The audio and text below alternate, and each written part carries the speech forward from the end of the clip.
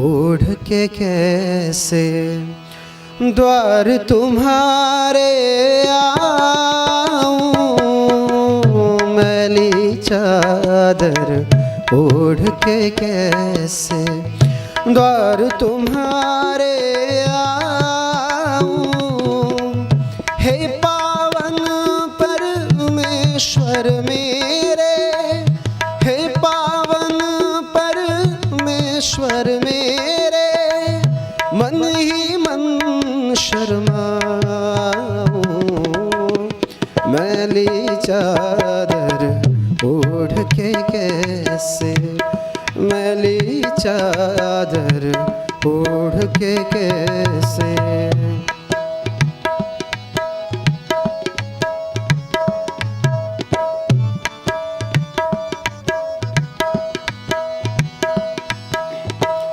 तूने मुझको जग में भेजा निर्मल देकर काया, तूने मुझको जग में भेजा निर्मल देकर काया। आकर इस संसार में मैंने इसको दाग लगाया, आकर इस संसार में मैंने इसको दाग लगाया।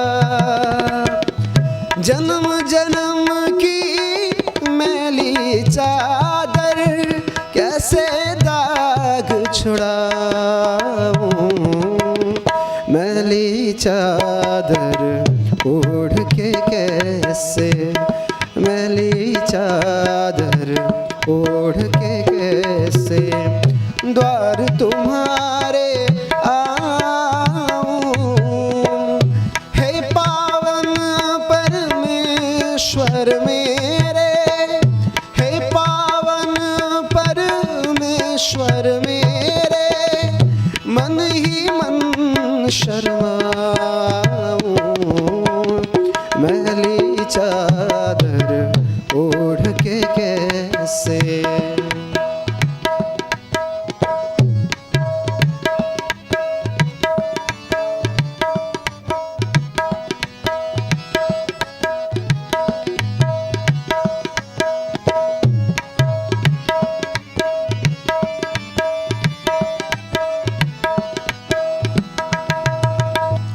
निर्मल वाणी पाकर तुझसे नाम न तेरा गाया, निर्मल वाणी पाकर तुझसे नाम न तेरा गाया। नैन मूंद कर है परमेश्वर कभी न तुझको ध्याया, नैन मूंद कर है परमेश्वर कभी न तुझको ध्याया। मन वीणा की तारे टूटी अब क्या गीत सुनाऊं,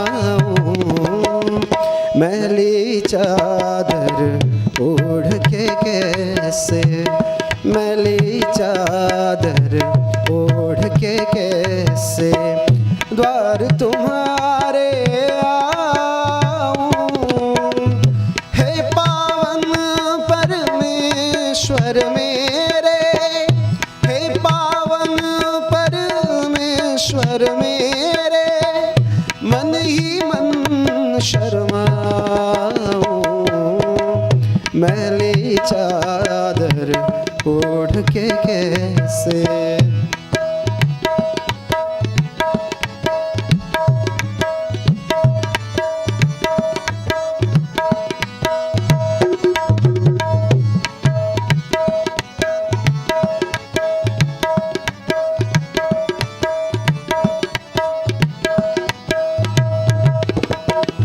इन पैरों से चल कर तेरे मंदिर कभी ना आया, इन पैरों से चल कर तेरे मंदिर कभी ना आया। जहाँ जहाँ हो पूजा तेरी कभी न शीश झुकाया। जहाँ जहाँ हो पूजा तेरी कभी न शीश झुकाया। हे हरि हर मैं हार के आया, अब क्या हार चढ़ाऊं।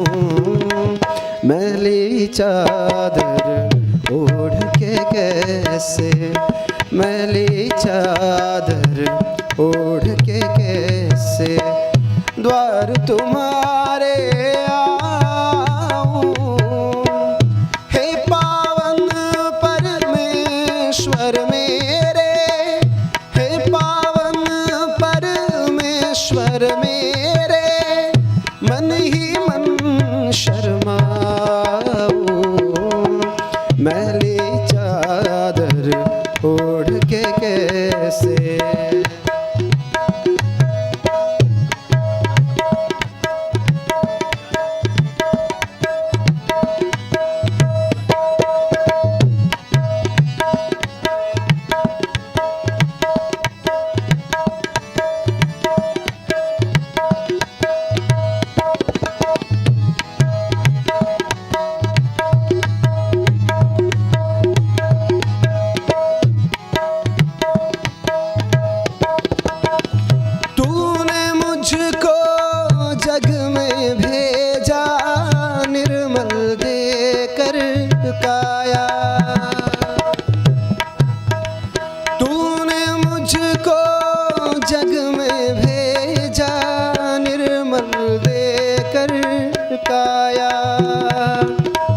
आकर इस संसार में मैंने इसको दाग लगाया। आकर इस संसार में मैंने इसको दाग लगाया। जन्म जन्म की मैली चादर, जन्म जन्म की मैली चादर, कैसे दाग छुड़ाऊं। मैली चादर ओढ़ के कैसे, मैली चादर ओढ़ के कैसे द्वार तुम्हारे आऊं। हे पावन परमेश्वर मेरे, हे पावन परमेश्वर मेरे, मन ही मन शर्माऊं। मैली चादर ओढ़ के कैसे, मैली चादर ओढ़ के कैसे, मैली चादर ओढ़ के कैसे।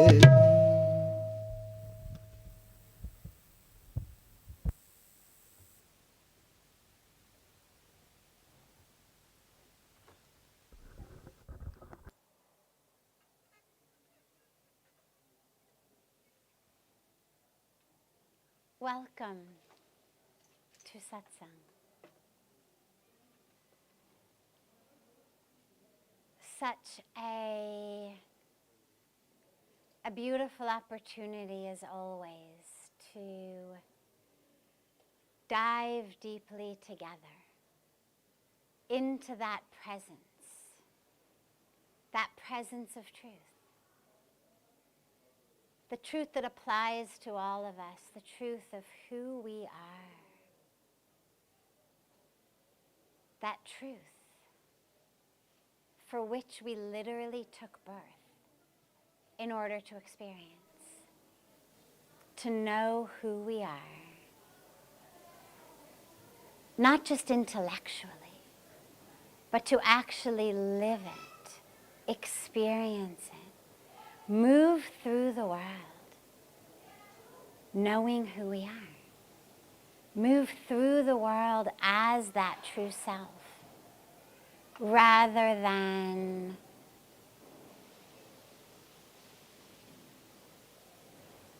living identified with all of these false identities. Our jobs, our titles, our relationships, our history, the workings of our mind, the workings of our body. When we really know who we are, we become free of those games of the mind, of the nonsense of the mind. And when we become free of the games and the nonsense of the mind, then we can actually live in that space of fullness, of truth, of expansion, of love, of consciousness. So I love coming together in satsang, and we'll open it up for questions.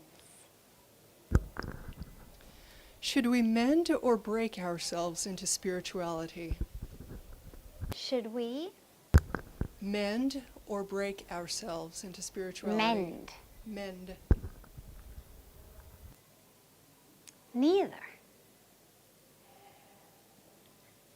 Neither we need to mend ourselves or break ourselves.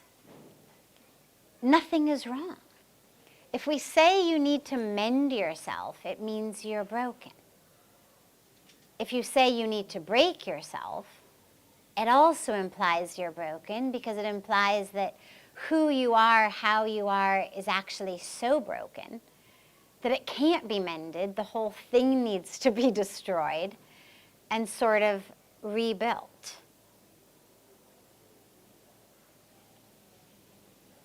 You don't need to do either. Spirituality is not about a fixing of yourself. It's also not about a breaking of yourself. It's simply about a very conscious decision.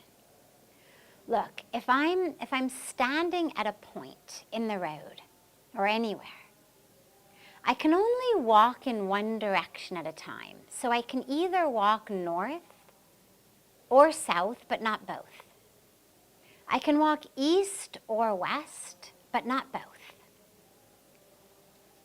In the same way, we can either focus our lives internally, or we can focus externally. Most of us are focused externally. And by the way, by external, I don't necessarily mean the inanimate objects or animate objects in the world around me. It could be my physical body. It could be the chemistry and electricity of my physical brain. But external to the core of the self, external to soul, spirit, love. If I'm focused looking outward, then that's what I'm going to see, outward. And sure, the first things I'm going to see, if you imagine literally that you are standing, not in the road, but if you imagine that you're standing in your heart, deep within the core of your being, and you look outward, well, first you're going to see your physical body, including the workings of the brain, the mind. And then you're going to start to see the world literally outside. Other people, situations, experiences. Or you can look inward. But you can't do both simultaneously. Now, that calls for an important caveat, which is, in your life, you can do both. Spirituality does not mean I will never again look outside. It doesn't mean I won't enjoy beautiful music or a beautiful sunset or looking into the eyes of a loved one. It doesn't mean I'll never notice whether someone is tall or short, or fat or thin, or beautiful or handsome. But what it means is that at any given moment, my attention and my focus can only be in one direction. And so the path of spirituality says, I'm going to make a commitment to looking inward. I'm going to make a commitment to seeing myself first and then the world as spirit rather than as body, as content rather than as form. I'm going to look at essence rather than packaging. Again, doesn't mean I can never enjoy also the form or also the packaging. But I'm going to focus on content, on essence, on spirit. That's what spirituality literally means, is that focus on spirit. And it's just a shift. It's a shift in focus, a shift in direction. Doesn't require you to be fixed. Doesn't require you to be broken and put back together like Humpty Dumpty. It just requires you to say, I've been looking outside for a really long time, and it isn't giving me what I'm looking for, right? It's like that story that I love of the woman who's on her hands and knees in the road looking for something, and the wise man walks by and she tells him she's looking for her key. He also gets down on his hands and knees. He helps her look. And after some time, he asks her, where did you lose the key? Oh, she says, I lost it in the house. He says, then why are you looking in the road? She says, because see, it's very bright here. There's this big street light out here, so I can see very well. Inside my house, it's dark. He says, go back home. Go back in the house. It may be dark, but eventually you'll find it. And that's the shift that spirituality requires of us, is instead of looking out in the road, just because it's bright, instead of looking in the shopping centers, in places that are bright, or the lights that go off in our brain when, we get triggered in some way. We become angry, we become jealous, we want things. We feel lust, we feel greed, we feel desire, we feel aversion. Those all are very bright lights, not light in a quality of light, but light as in you can't ignore it. It pulls your attention. It grabs your attention. So they all are attention grabbing, intention grabbing, external aspects. Spirituality says, I'm going to look inside. I'm not going to allow myself to be distracted, to have my attention grabbed by the outside. I'm going to look within. I'm going to know that I am spirit, I am essence, I am content. I'm not form, packaging. I'm not this body. And then when I start to look externally at other people, at the world, I'll be able to see them as spirit, as content, as essence, rather than them as packaging. So rather than me and my package looking out at other people and saying, oh, okay, this is a handsome man or a beautiful woman, tall, short, fat, thin, successful looking, not successful looking, according to my standards of beauty, not according to my standards of beauty. Instead of that, you start to be able to look at others and see the self and realize it's you, that capital Y you, that capital S self, in there as well. And you start to be able to see you in them and to feel them in you. And that's what the path of spirituality is about. So no, you don't need to be fixed. No, you don't need to be broken and then put back together.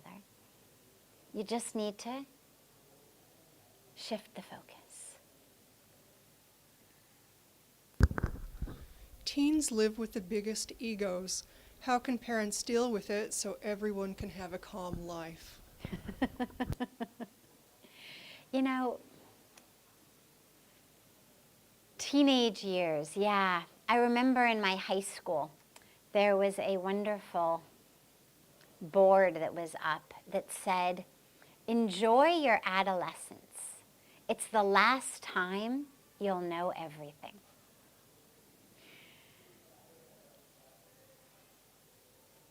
You know, it's a very interesting time, the teenage years, because there is an ego, there is an arrogance, but there's also simultaneously great anxiety.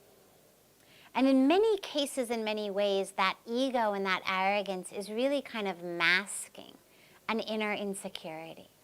It's the time of our lives that we are figuring out, who am I? Most schools have kind of different groups, different cliques, athletes over here and the very studious ones over here, the party people over here, the more straight non-partiers over here.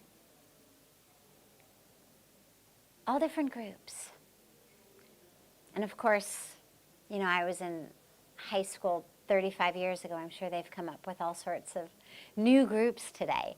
But it's the time that we figure out, oh, am I like this or am I like that? Which group do I eat lunch with? Which group do I hang out with on the weekends? Am I a till 2 in the morning using drugs, getting drunk in the clubs type? Or am I like a stay at home in, you know, PJs eating popcorn, watching movie type?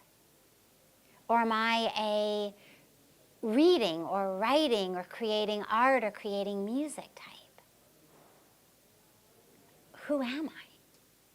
So at that time that we're trying to figure that out, and there's so much pressure, and of course these days social media has made it so much worse,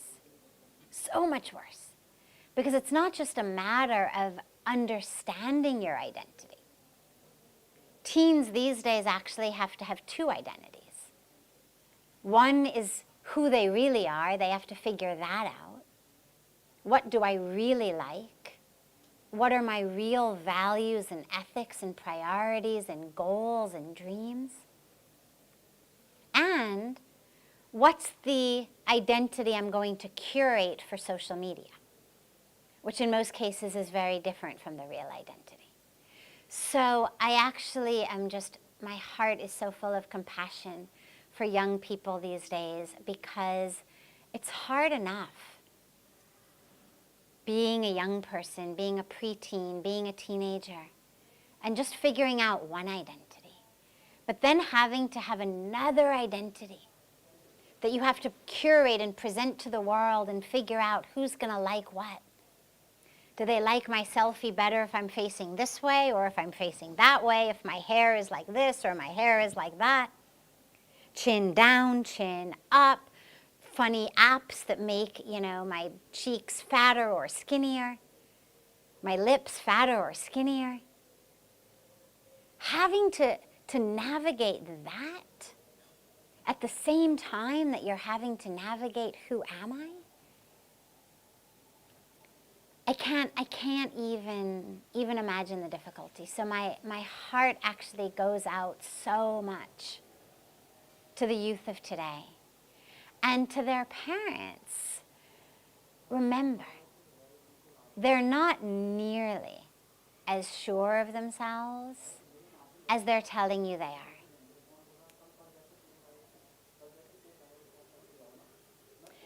they are much, much, much more confused. They're much more insecure.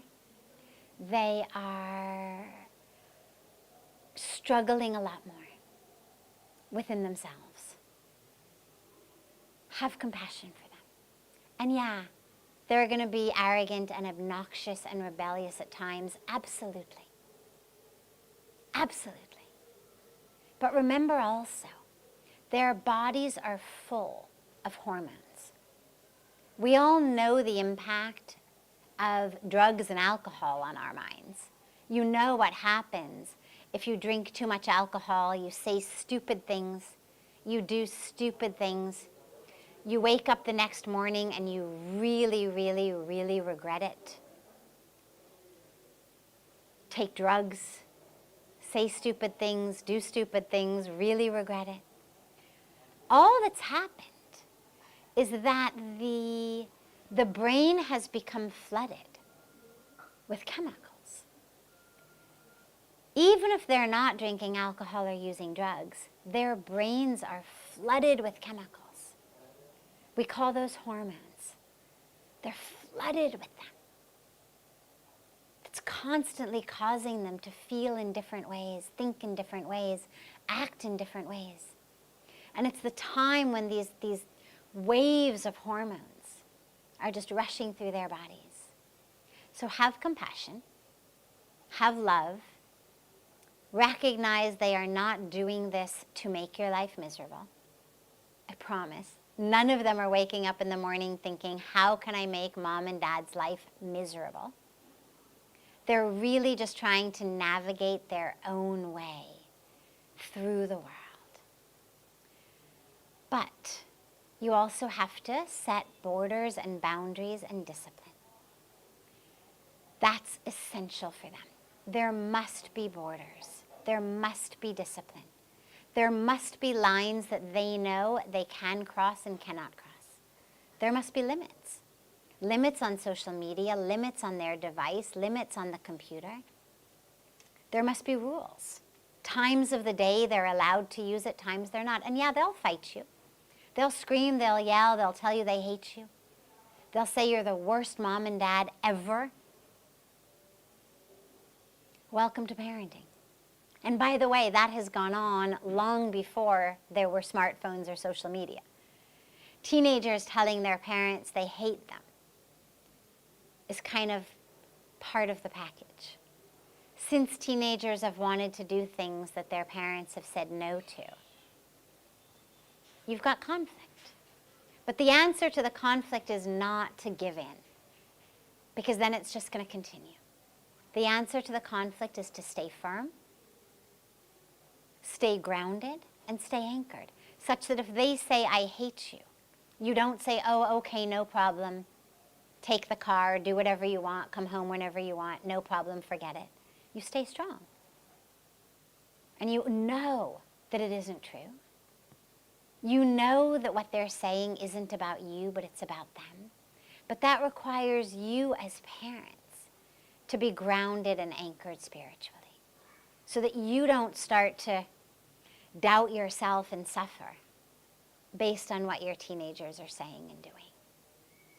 So that beautiful, beautiful but very challenging, precarious sometimes mix of compassion, love, tenderness, and discipline is the very best way to get through these years in a way where they get the guidance, the sanskaras that they need, the love that they need, but also the borders and boundaries they need. And you stay safe, sane, peaceful, grounded, anchored, and able to access your truth of joy. And remember, lastly, they came into this world as a seed. You water it, you shine the sun on it, you give it nourishment, nurturance, But ultimately it came into this world as a seed. And if it's an orange seed, the best you're going to get is a beautiful orange tree with juicy, beautiful oranges. But no amount of yelling at it, or praying to it, or begging it, or teaching it, or guiding it is going to turn it into an apple tree. Because it is an orange seed. And you have to also remember that they've come into this world with a karmic package. And that karmic package is going to bear itself out. Your goal, your dharma, your duty as their parents is to give that nourishing, nurturing soil, to give the sun, to give the water. And to have faith that whatever that seed is, because sometimes we don't know. Is it an orange? Is it an apple? Is it a peach tree? You don't know. You just know you've got this seed. But to just have faith that it's going to blossom and it's going to sprout into exactly what it's going to be, and your job is just to nourish it and nurture it. Give it that sunshine. Give it that water. Give it the love. Give it the tenderness. Give it the sanskaras. But ultimately, it's come in with its own karmic package as well. So don't take 100% of the responsibility on your head either. Because some of it's just a karmic package they've come in with.